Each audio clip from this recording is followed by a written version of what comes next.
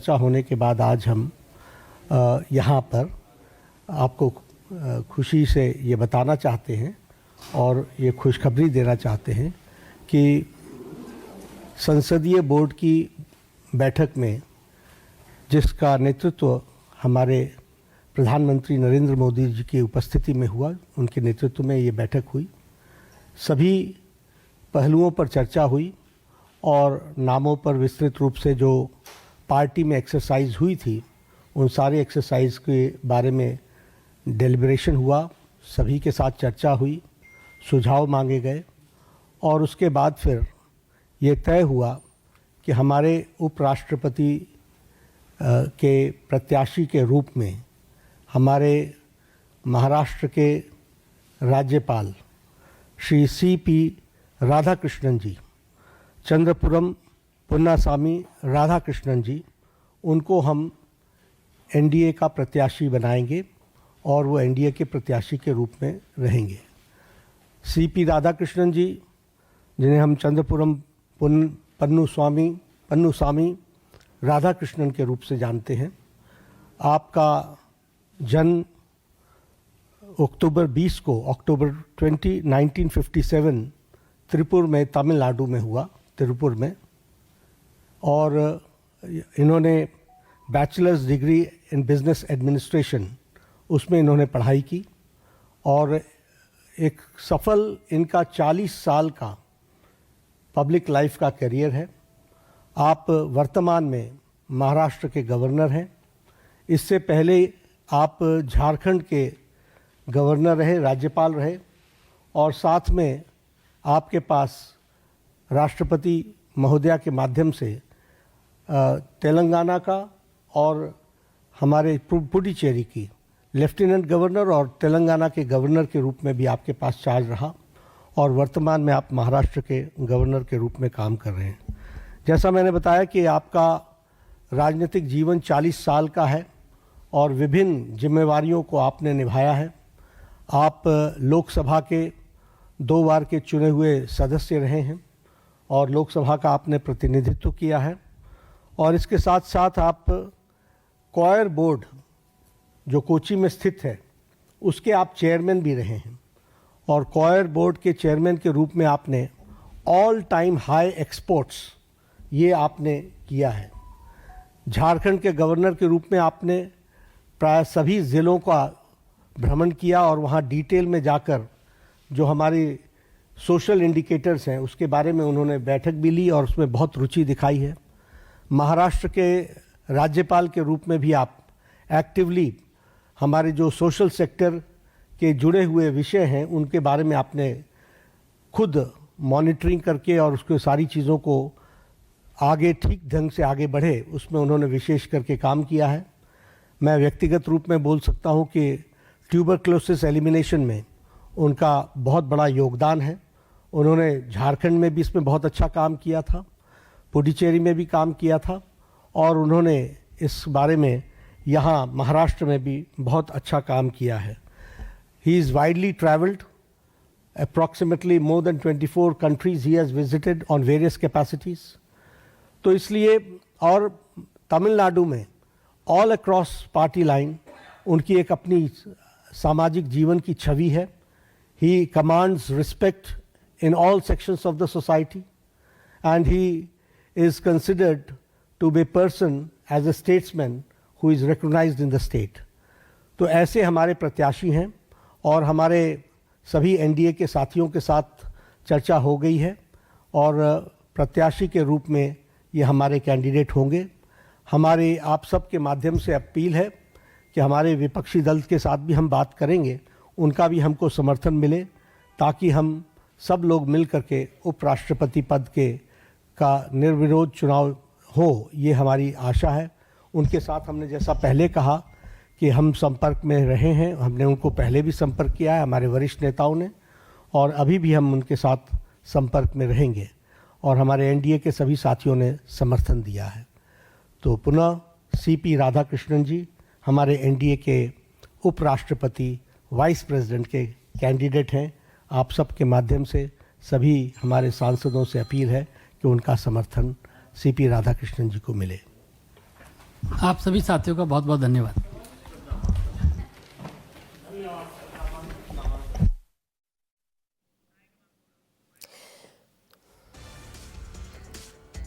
तो बड़ी खबर आपको बता दें, बीजेपी संसदीय बोर्ड की बैठक में जो बड़ा फैसला हुआ, महाराष्ट्र के फिलहाल जो राज्यपाल हैं सीपी राधाकृष्णन, उनको बतौर प्रत्याशी उपराष्ट्रपति पद के उम्मीदवार के रूप में एनडीए ने चयनित किया है। सीपी राधाकृष्णन लंबे समय तक बीजेपी के सदस्य रह चुके हैं। कोयम्बटूर लोकसभा क्षेत्र से 2 बार के सांसद चुने जा चुके हैं। तमिलनाडु में इनफैक्ट बीजेपी के प्रदेश अध्यक्ष रह चुके हैं। लेकिन पार्टी लाइन से अलग हटकर उनकी छवि रही है, ये बताने में जेपी नड्डा ने उन्होंने वक्त नहीं लगाया। कारण ये भी क्योंकि उपराष्ट्रपति पद के उम्मीदवार हैं और एक बार फिर सदन को चलाने का जिम्मा होगा तो एक ऐसा व्यक्ति जिसकी छवि पार्टी लाइन से अलग हटकर है और इस जिम्मेदारी को वो बखूबी निभा सकते हैं, ये उन्होंने जरूर जोर देकर के फोकस करके बताया है। झारखंड के राज्यपाल पहले थे, इसके बाद महाराष्ट्र का लगभग 1 साल का उनका कार्यकाल हुआ है राज्यपाल के रूप में। उससे पहले झारखंड के राज्यपाल थे। 10 राज्यों केंद्र शासित प्रदेशों में जो पिछली बार तबादले हुए थे, जो हमने नियुक्तियां देखी थी, उनमें इनका चुनाव महाराष्ट्र के राज्यपाल के रूप में किया गया था। और अब उपराष्ट्रपति पद के उम्मीदवार एनडीए के और एनडीए के तमाम सहयोगी दलों के बीच उनके नाम पर मोहर लग चुकी है, एक समर्थन उनको मिल चुका है। मेरे साथ सुकेश रंजन इस वक्त जुड़ रहे हैं, हमारे सहयोगी, सीधा उनका रुख करती हूँ। सुकेश जी, सीपी राधाकृष्णन कैसा नाम नजर आता है धनखड़ के बाद? क्योंकि उनका नाम अगर सामने आ रहा है तो शायद ये भी एक कारण कि जेपी नड्डा ने ये जिक्र किया, पार्टी लाइन से अलग हटकर एक छवि है उनकी। देखिए, पुराने नेता हैं, जैसा कि उन्होंने बताया, 2 बार लोकसभा के सांसद रहे हैं, बीजेपी के सदस्य रहे हैं। पुराने नेता के तौर पर उनकी एक पहचान है, साफ सुथरी छवि है। आपको मालूम है वो झारखंड के राज्यपाल थे, फिर बाद में अभी जो सर्व कर रहे हैं वो महाराष्ट्र के राज्यपाल के तौर पे सर्व कर रहे हैं।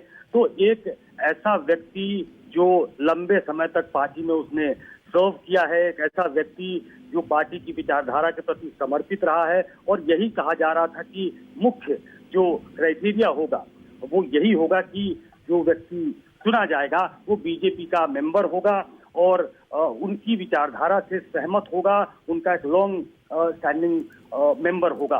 तो मुझे लगता है कि बहुत सोच समझ कर देखिए इसको, अगर राजनीतिक तौर पे डाइसेक्ट किया जाए तो आप समझिए तमिलनाडु के रहने वाले हैं, तो साउथ में एक मैसेज राज्यपाल के तौर पे सर्व करने का एक एडमिनिस्ट्रेटिव जो अनुभव होता है वो अनुभव भी उनके पास है। 2 बार लोकसभा के सदस्य भी रहे हैं, तो एक पॉलिटिकल एक्सपीरियंस जो होता है वो भी उनके पास है। तो इस तरीके से अगर आप देखें तो साउथ को भी एक मैसेज देने की कोशिश है। अब वहां के लोग जैसे तमिलनाडु से वो आते हैं और डीएम की एक बड़ी पार्टी है जिसके लोकसभा और राज्यसभा में अच्छे खासे सदस्य हैं, तो ये सोच समझकर ये नाम तय किया गया है।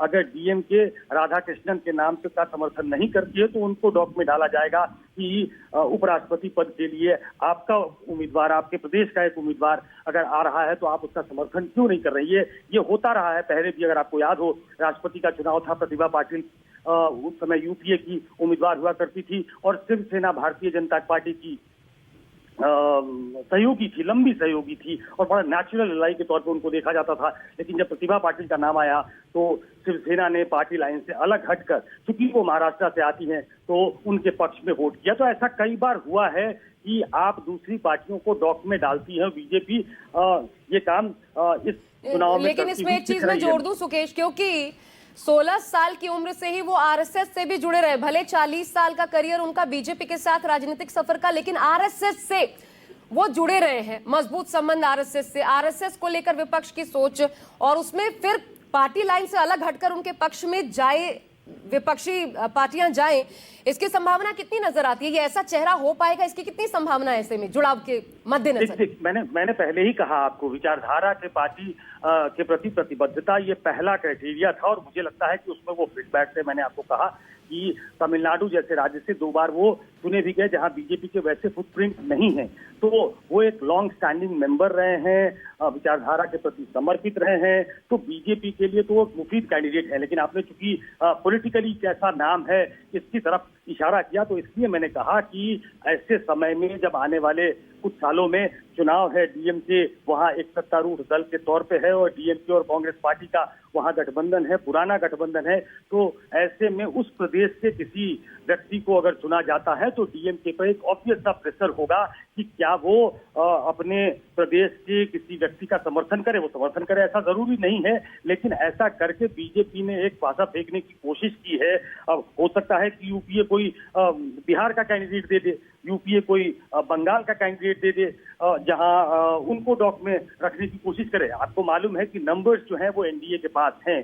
दोनों ही सदनों में आपको जानकारी है कि लोकसभा और राज्यसभा के सदस्य इसके लिए वोटिंग करते हैं। दोनों ही सदनों में बीजेपी और एनडीए का बहुमत है। तो ऐसे में ये जीत हार का मसला नहीं है। बीजेपी और एनडीए आराम से ये चुनाव जीतेगी, लेकिन क्या इसको इंटरेस्टिंग बनाने की कोशिश कर रही है भाजपा, और क्या इसको इंटरेस्टिंग बनाने की, रोचक बनाने की कोशिश करेगी यूपीए, और आज के दौर में उसको इंडिया ब्लॉक के नाम से जाना जा रहा है। तो ऐसा करेंगे क्या? इसके तहत ये देखा जा रहा है कि सीपी राधाकृष्णन का नाम बीजेपी के लिए सही तरीके से देखा जाए तो वो मुफीद नाम। शुक्रिया आपका सुकेश, हमारे साथ जुड़ने के लिए। इस वक्त कुमार गौरव भी हमारे साथ जुड़ चुके हैं, सीधा उनका रुख कर रही हूँ। कुमार, एक और बात बताइए, क्योंकि इससे पहले एक जिम्मा, किरण रिजिजू भी उसमें शामिल थे, उनको मिला था एक जिम्मा की पार्टियों के बीच एक आम सहमति आप डेवलप कीजिए एक नाम को लेकर के कि हमको एक कैंडिडेट दे पाए, चुनाव की नौबत ना आए। क्या सीपी राधाकृष्णन के नाम को लेकर ऐसी कोई कोशिश हुई कि विपक्ष को साथ लेकर चला जा सके?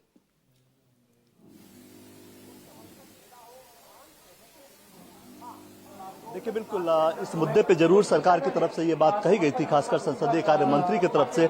लेकिन जब नाम अभी आया है और अब से कुछ देर पहले ही एनडीए के साथियों के साथ इस नाम को लेकर डिस्कशन हुआ है, तो जाहिर तौर पे विपक्ष से इस मुद्दे पे अभी तक चर्चा नहीं हुई होगी, क्योंकि अब पार्लियामेंट्री बोर्ड ने यह तय किया है कि सीपी राधाकृष्णन उपराष्ट्रपति पद के कैंडिडेट होंगे। तो अब इस नाम को लेकर सरकार के जो मंत्री हैं, सरकार के जो नेता हैं, वो तमाम विपक्षी दलों के पास पहुंचेंगे। और ऐसी जब स्थिति होती है तो ऐसे में जाहिर तौर पे एक रूपता नहीं आ पाती, एक मत नहीं हो पाएगा सत्ता पक्ष और विपक्ष, ये तय मानकर चलिए। क्योंकि जब किसी नाम पे चर्चा, कंसेंसस पे पहुंचने की बात होती है तो प्रयास ये होना चाहिए कि आप एक नाम को लेकर सत्ता पक्ष और विपक्ष के लोग बैठे और बातचीत करें। लेकिन जो स्थितियां, जो नाम अभी आई है, उसे अब लेकर विपक्ष के पास आप जाएंगे। देखिए, नंबर्स सरकार के पास है, एनडीए के पास है, इसमें कोई दो राय नहीं है। लोकसभा और राज्यसभा के सांसद जो होते हैं इसमें वोट डालते हैं, तो नंबर्स की कोई दिक्कत नहीं है। सीपी राधाकृष्णन जो एनडीए के नॉमिनी है वो आराम से चुनाव को जीत जाएंगे।